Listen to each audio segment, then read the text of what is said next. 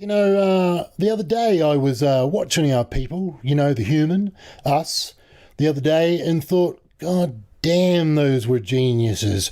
And which guys would that be? The Apollo 13 mission, the one, the older, hey, Houston, we are screwed, bro.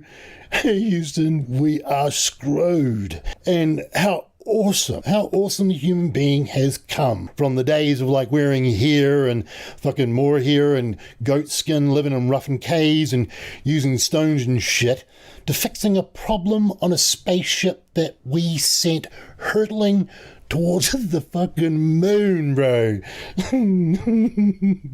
Oh man. Just imagine being in that room in Houston and knowing that the only alien in your known universe is you. The only alien that you know in your known universe is called a human, because no one else is coming, man. And you're watching these humans, these aliens in Houston, us, fix a spaceship out in space. So all the humans that we sent up there could come back, and I was thinking, that's when I knew that, I knew the alien in our known universe was going to be all right, Whatever it is that we come up against, no matter here on Earth or up there in that sky in that space somewhere, that us, all of us, the alien, I think we're going to do all right, just as long as we do it together. And I really think we should be all right, Those were geniuses back there in Houston, those humans. They set a standard of genius back then, Then I thought, right, better get back to it. Better get back to work. Back to the DC. So I sat back, open book, and saw the human, and to see now. And to try and explain that human as best I can. And what I shall do is to compare the humans from Houston, those genius aliens called us, those geniuses of humans that set that standard of genius. And I want to use that standard to say that this DC set that bar even higher, but just in the other direction. Just in the other direction, man. This genius sets a standard of dumbness that, honestly, it's impressive. It is a thing of impressiveness, but just the other way around, that's all. Oh yeah, just that you know this, some DC, someone asked me the other day, you say some and you don't say some. It's like, and I try to explain, some DC, we say the names, for those DCs are meant to be famous. So knowing their name and who they are makes you and your fan house safer. So some of these DCs should remain famous, until they die. Now, bit of backstory on old Genius here. Jeff, the genius, was one of those pervs that sat on the chair, old Sparky, being able to fry someone forever on a chair, powered by, the Force, baby, being wielded by the sub-eye Chris Hansen. In this DC universe, everyone has the Force, just as long as it's used for good. Now, Jeff, for genius here, thought he was talking to a girl aged 13. I always thought this fucking genius was just like a big fat incel, because he did a couple of things that made you think he seems like he sees himself as a bit of a loser. And what I mean from that is that he never spoke to the decoy, and the decoy would have tried to speak on the phone, as they always do, always. As even the gimp on the other end of the phone really wants to know if it's a real girl, a little girl that he's speaking to, right? Because he's a pervert. He thinks his voice is shit, and he's correct. His voice is like a fucking mouse, But what ties that thought of the old incel together is that the decoy wanted to send pics. So Genius here, he sent dudes' pics he found on the internet. He just chopped their heads off. So no voice in other people's bodies. It reeks of incel shit, I reckon. That's when I first saw this gimp. But it does make you think. Genius here, what the fuck was he going to do to explain his head and his face when he sees her? I was thinking they'd be out of it, He pulled up with a Mickey Mouse mask on or something. After I heard it, I heard that, I thought, what the fuck? So this guy just turned up with like a bag on his head or something? Because like, how is he going to explain? Because that deco would have been, you know, they'll be sitting around the cameras and going, like, oh wow, like I thought he had a really cool body, but like, how the fuck do you explain that head? God was cruel. God was cruel. Like, what the fuck? That's a joke. It's like a platypus, just fucking horrible. Anyway, back to it. Now, it's not just the looks here. Yeah, look, I've got carried away in his looks, and truly, it's the full package, eh? It's both the bod, the looks, and the intelligence. This guy is a fucking genius. Just think about, like, the opposite, like, as I said before, just in the other way. Just think of it like he's a goddamn mastermind, like a chess genius. To explain him, like, how would you put it? He's the type of guy that has James fucking Bond tied up in a room somewhere, poking him with a shark and fucking firing a watch or something. You know, he's that kind of mastermind, just in the other way. This dude is the man. So Jeff the Genius is turned up, red hot, sweating like a pervert, and waddles on and is then brutally attacked by Hanson. So, without any more delay, hi-ho, let's get on with the show. I'm gonna go up and get ready, okay? Okay. Wait at the bar for like 5 minutes and then follow me up, okay? Okay. Okay.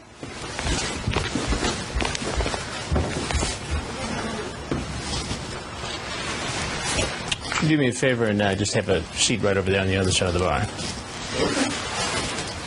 How's it going? All right. Did you find a place to park okay? Yeah. What's your plan for tonight? Nothing really. Nothing really. Mm-mm. Who'd you come here to meet? Some girl. Some girl whose name is what?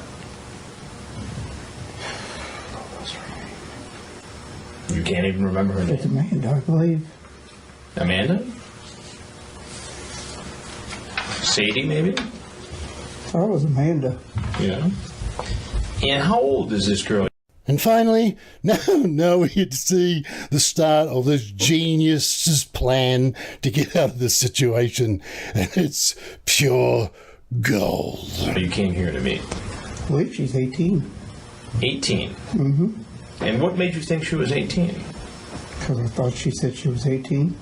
You want to try again? Mm-hmm. That's what I thought. Now, what we will see in this tactical maneuvers by Jeff here is tactical maneuvers with what they call here at the channel, here at the DC, where we call it the old, I don't know, routine, which is this guy's been watching too many sci-fi movies and believes that plausible denial is the best thing when it comes to aliens. So Jeff here uses that, the old plausible denial, right through, and it is purely genius. That's not what she told you, is it? I don't know. Well, it's gold. It's pure gold. He plays, I thought she was 18. Oh, gold. she says she's 15. Okay. How old are you? 21. 21. And why did you think it was appropriate or legal to come here to meet a 15-year-old girl home alone? I don't know. You don't know? No. You gotta have a better answer than that. I didn't think she was 15. But that's not what it says here. And dipshit just pushes repeat. I read the whole thing, so you might as well just tell me. I don't know. I really don't know. I thought she was 18. What's that say right there? What is that? Now, Genius here actually even confirms with it through his own eyewitness account that, yep, she did write 15. So how do you explain this, Jeff? 15. 15, okay. Go ahead, sir. I don't remember. You don't, isn't that a little convenient? Then all of a sudden you're sitting here talking to me and you don't remember? No, it happened probably last night. Whole 24 hours ago. So, A lifetime. Where did you come from tonight? Lebanon. I'm sorry? Lebanon. Say it again? Lebanon. And where's that? Cincy. in Cincinnati.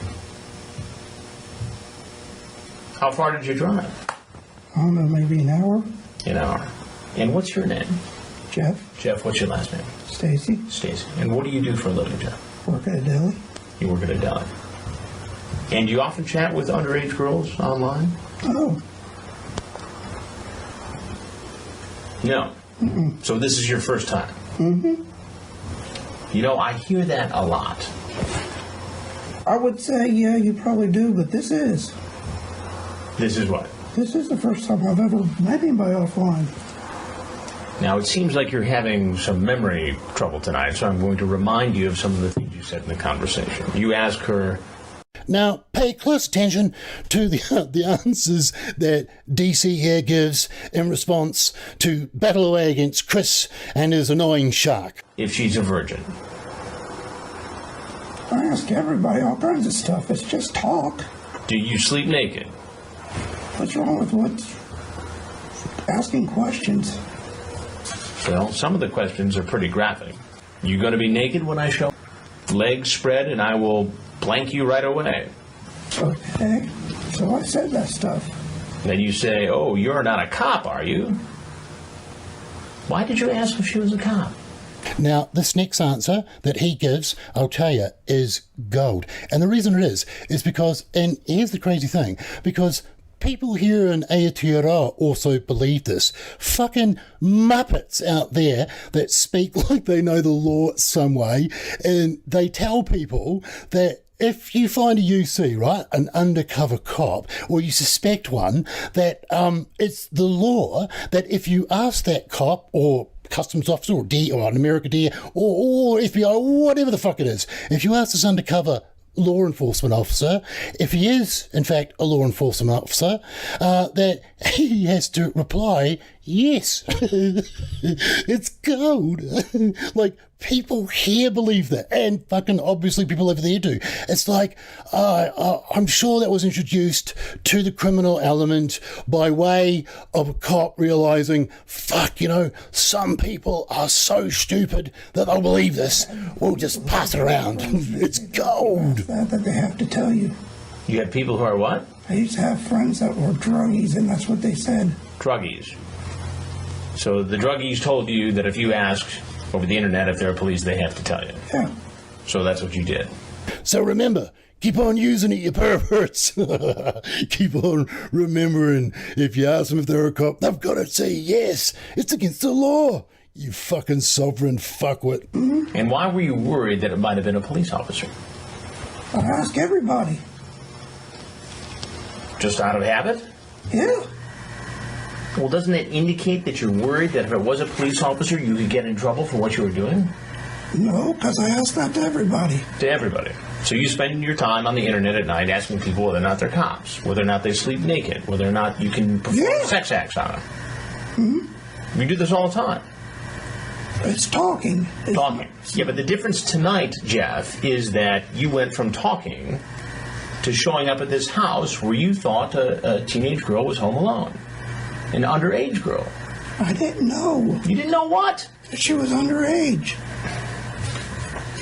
Do you want to go through the exercise again where we talk about what age is right here in the chat? No, because I don't remember. You don't remember? I don't remember seeing the age. Then why were you so worried about whether or not this was a police setup? Because I asked that to everyone. You ask her if she's horny. What's wrong with that? If you ask if she does anal. It's a question. I know, but you're asking a question to somebody who identified themselves as an underage girl. And in this state, depending on the circumstances, that is against the law. Do you get that? It's against the law to say it on there. It's against the law to solicit an underage girl for sex. Yes. That's not what if that's what it was, I'm sorry. I didn't know. You also sent this picture of yourself. Yes, I know. That's you. And then you sent these pictures, too. Yeah. Who are they? What's all that? Oh, yeah, here's those pictures. Like, Well, how come you cut the heads off? I didn't. I just found them that way. And you were trying to make believe that was you, or what was the purpose of that? I don't know. It's just talk. If I'm not really ever... I mean, It's nothing. Doesn't seem to fit there. I know it doesn't. So what were you trying to do with all this? Nothing. What were you going to do if you had showed up here and a girl was here and I was not? What would have happened?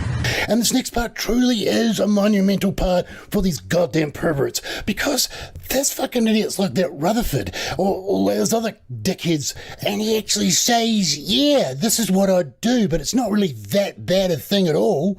Jesus, the so-called mindset at its finest. Probably a whole lot of nothing. A whole lot of nothing. Maybe a kiss or two, but probably wouldn't go farther. Did you bring condoms with you tonight? No, didn't plan on it. Didn't plan on doing that. Did you bring alcohol in your car? No. You're sure? Yeah, check my car. I don't care. There's no alcohol in my car. He didn't bring alcohol or Joe's because he doesn't have any fucking money. This guy works in a deli, and I don't know if he serves people, but I sure as fuck wouldn't give him a tip, even if I had to. I just wouldn't. You can just put it up and say, no, man, there's something about that dude. He's like, I don't know. He's, I don't know, special. Didn't bring alcohol. I didn't bring drugs. I didn't do any of that. Yeah, but what you're saying now conflicts with what you said online. It's online, though. So you just made it all up. All play, all chat. Mm-hmm. The difference is, Jeff, you showed up.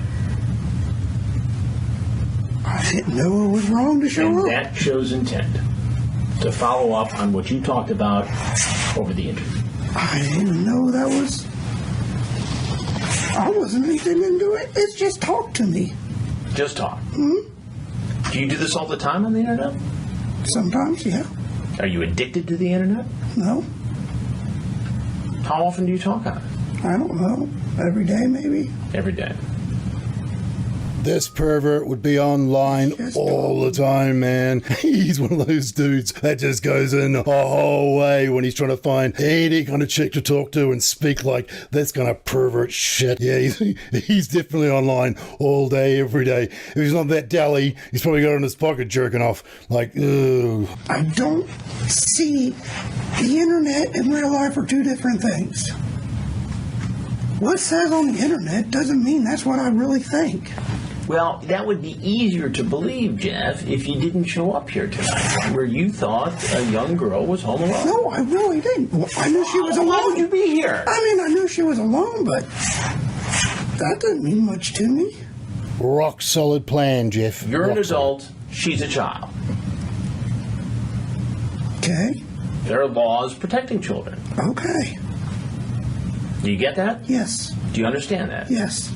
Do you get why teen girls at a certain age cannot give consent legally? Yes. Okay. So you understand why there's a problem? Yes. Okay. So what do you think should happen to you? I really don't know. Why don't you help Come me? on, Jeff, you can do it. Come on, think of something to say that'll just smooth everything over. Think of something, Jeff. You can do it. It's really a misunderstanding. A misunderstanding. That definitely didn't do it. I really did not intend on anything, really. Maybe meet to her, talk to her. But come on. You know what you said. I do know what I said on there. But that's what I'm saying. It's just talk to me. Jeff, do you ever watch television? Sometimes. You ever watch Dateline NBC? No. I'm Chris Hansen, and I'm a reporter for Dateline NBC. We're doing a story on adults who try to meet teens on the internet. If there's anything else you'd like to tell us, we'd like to hear it. Nope. You know? You're obviously free to walk out. I'm gonna get out of this somehow.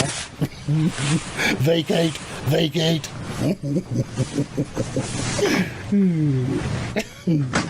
So, how did it all end up? Well, that's him there. You see, he met some of the locals' finest and was arrested and taken into custody. And he used his charisma and his genius to carry on as his role as a Bond villain. And, well, even stranger is what happened to him in the end. But that, you see, that's for another story, for another episode coming up here at the channel Inside the DC. So make sure you subscribe and you'll be able to see how Jeff the Genius left Earth for greener pastures for perverts. Yeah, I know, but it will make sense when I tell you. So until the next episode, stay safe, all of you. all of you stay safe, especially you guys. And we'll see you next Sunday, unless you're a member. And then, well, we'll see you before then. Okay, stay safe. Ka kite.